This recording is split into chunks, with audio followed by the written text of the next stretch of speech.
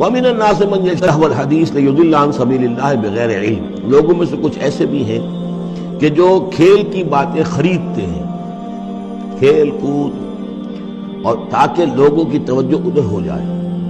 اور یہ باقاعدہ کیا ہے. نضر بن حارث جو رؤسائے قریش میں سے تھا، اور اس شخص کا معاملہ یہ تھا کہ یہ حضور کے شدید ترین مخالفین میں سے تھا. اس نے یہ کیا کہ یہ لوگ جو ہیں، چونکہ عربوں کے اندر ذوق تو تھا، ان کے ہاں اچھے شاعروں کی بڑی قدر تھی، خطبہ ادب جو ہے، فصاحت و بلاغت جو ہے اس سے ان کی دلچسپی تھی.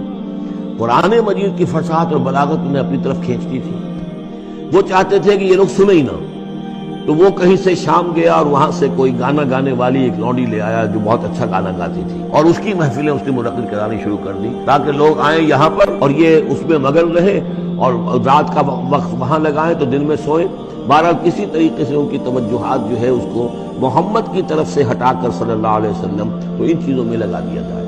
اور یہ اچھی طرح سمجھ لیجئے کہ اس وقت دنیا میں یہ کھیلوں کا معاملہ، سپورٹس کا، گیمز کا معاملہ، اور پورے ذرائع ابلاغ کے اوپر معلوم ہوتا ہے چھائی ہوئی شے. یہ ٹی وی کے اوپر تو معلوم ہوتا ہے کہ دنیا کی اہم ترین شے جو ہے وہ یہ گیمز ہیں، ان کے ٹورنامنٹس ہیں. وہ وہاں ہو رہا ہے، یہاں ہو رہا ہے، وہاں ہو رہا ہے، یہاں ہو رہا ہے، یہ ٹینس کا ہے، یہ فلاں کا ہے، یہ تیراکی کا ہے، اور یہ گیم. اس لیے کہ اسی کو دیکھتے رہو. جو بھی وقت کوئی فارغ ہے، ظاہر بات ہے کہ کہیں ایسا نہ ہو کہ کہیں بیٹھے بیٹھے کہیں اچانک خیال ہی آ جائے کہ بھئی سوچے انسان میں ہوں کون، کہاں سے آیا ہوں، کہاں جا رہا ہوں، زندگی کا مال کیا ہے، مقصد کیا ہے. اپنی حالات کے بارے میں ہی سوچے، دنیا کدھر جا رہی ہے، قوم کدھر جا رہی ہے، ملک کدھر جا رہا ہے. نہیں، ان کو مست رکھو. وہ اقبال نے تو کہا تھا کہ ابلیس نے یہ کہا اپنے کارندوں سے کہ مست رکھو ذکر و فکر صبح گاہی میں اسے، اور پختہ تر کر دو مزاج خانقاہی میں اسے.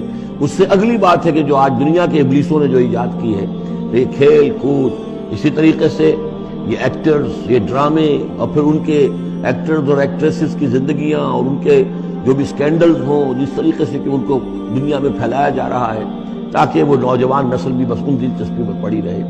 تو یہ ہے اصل میں وہ فلسفہ. وَمِنَ النَّاسِ مَن يَشْتَرِي لَهْوَ الْحَدِيثِ، کھیل کود کی چیزیں خریدتے ہیں وہ لوگ، لِيُضِلَّ عَن سَبِيلِ اللَّهِ، تاکہ اللہ کے راستے سے گمراہ کریں، بغیر علم، بغیر علم کے.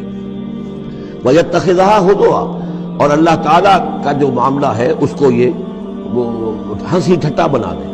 اولئک لہم عذاب مہین، یہ وہ لوگ ہیں کہ جن کے لیے اہانت آمیز عذاب ہے. وَإِذَا تُتْلَىٰ عَلَيْهِ آيَاتُنَا وَلَّىٰ مُسْتَكْبِرًا، اور جب اسے سنائی جاتی ہیں ہماری آیات تو وہ ولّا اپنی قبر پیٹھ موڑ کر چل دیتا ہے، مستکبرًا، استکبار کرتے ہوئے، کأن لم یسمعها، جیسے کہ اس نے سنی ہی نہیں.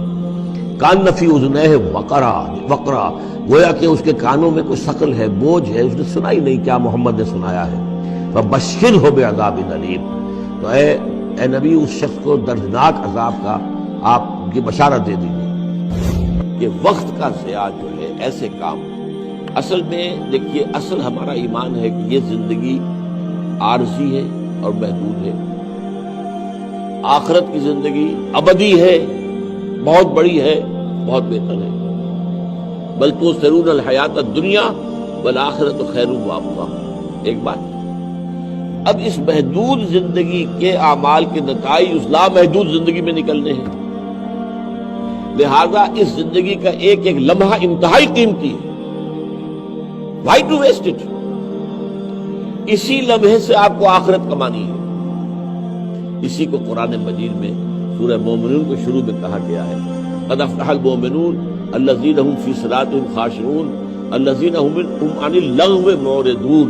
وہ لوگ کہ جو لغو سے اعراض کرتے. لغو معصیت نہیں ہے، لغو وہ شے ہے جس سے نہ کوئی دنیاوی ضرورت پوری ہو رہی ہو اور نہ ہی اخروی ثواب حاصل ہو. بیٹھ رہے تلوار تاش کھیل رہے ہیں، آپ کی کون سی دنیاوی ضرورت پوری ہو؟ اگر یہ وقت فارغ تھا اللہ کو یاد کیا ہوتا، اللہ کا کلام پڑھتے، جنت میں بوٹے لگاتے اپنے. جیسے کہ حدیث میں آتا ہے کہ ایک مرتبہ انسان کہتا ہے سبحان اللہ، تو جنت میں اس کے لیے گویا کہ ایک بیج بن کر ایک درخت کی شکل اختیار کرے گا اور پروان چڑھائے گا اللہ تعالیٰ ان درختوں کو. اور جب یہ لوگ جنتی داخل ہوں گے جنت میں تو حیران ہو جائیں گے ہمارے اعمال اتنے تو نہیں تھے. تو اللہ فرمائے گا میں تمہارے اعمال کی پرورش کرتا رہا ہوں، پروان چڑھاتا رہا ہوں، یہ جو ہے اعمال تمہارے یہاں پر پروان چڑھتے رہے۔ ایک ایک مرتبہ کا کہنا سبحان اللہ اور الحمدللہ اور اللہ اکبر، یہ در حقیقت جنت میں اپنے لیے ایک درخت لگوانے کے مترادف ہے۔ لہذا وقت کہاں رہ جائے گا بیکار ضائع کرنے کو۔ اس دنیا میں جو کمائی کرو گے اس کے نتائج لامحدود زندگی میں نکلنے والے ہیں، تو پوٹینشلی یہ زندگی لامحدود ہو گئی۔ آپ نے اس محدود زندگی میں خیر کمایا، لامحدود زندگی میں اس کا جو ثواب ہے۔ اگر آپ نے دنیا کی زندگی میں شر کمایا، غیر محدود زندگی ابد الآباد تک کی زندگی میں اس کو سزا ملے۔ لہذا وقت کا سب سے بڑا الوقت سیف قاطع، یہ وقت جو ہے یہ تو کاٹ دینے والی تلوار ہے اور دوڑتا ہے۔ غافل تجھے گھڑیال یہ دیتا ہے منا دی، دردوں نے گھڑی عمر کی اور گھٹا دی، تم سمجھتے ہو بڑھ رہی ہے، بڑھ کر نہیں گھٹ رہی ہے۔ الوقت سیف القاطع، کاٹ دینے والی بڑی کاٹ دار تلوار ہے یہ وقت۔ لہذا وقت کا سب سے بڑا قدر شناس بندہ ہے وہ لغو کام میں اس وقت کو نہیں لگا سکتا۔ اسی لیے بڑی پیاری حدیث ہے حضرت ابو ہریرہ سے رضی اللہ تعالی عنہ ان رسول اللہ صلی اللہ علیہ وسلم قال من حسن اسلام المرء ترکہ ما لا یعنیہ، ایک انسان کے اسلام کی خوبی یہ بھی ہے کہ ہر اس شے کو چھوڑ دے جس کا کوئی فائدہ نہیں۔ فائدہ یا دنیا کا کوئی ضرورت آپ کی پوری ہو رہی ہے، معاش کے لیے آپ جدوجہد کر رہے ہیں، تو آپ کی ضرورت دنیا کی ہے وہ پوری کر رہے ہیں، یا پھر اگر وقت ہے اللہ کو یاد کرو، اللہ کے ساتھ تصور لو لگاؤ، اللہ سے ہم کلام ہو، اللہ کا کلام پڑھو، ذکر کرو، قرآن پڑھو۔ کسی اور کام میں وقت لگانا یہ وقت کی ناقدری ہے، وقت کی ناقدری۔ یہ وقت تو بہت قیمتی شے ہے، اس کے ایک ایک لمحے سے فائدہ اٹھاؤ، اس لیے کہ اسی کے ذریعے سے تمہیں اخروی جو ہے وہ جو اس کے ثمرات ہیں وہ حاصل کرنے ہیں۔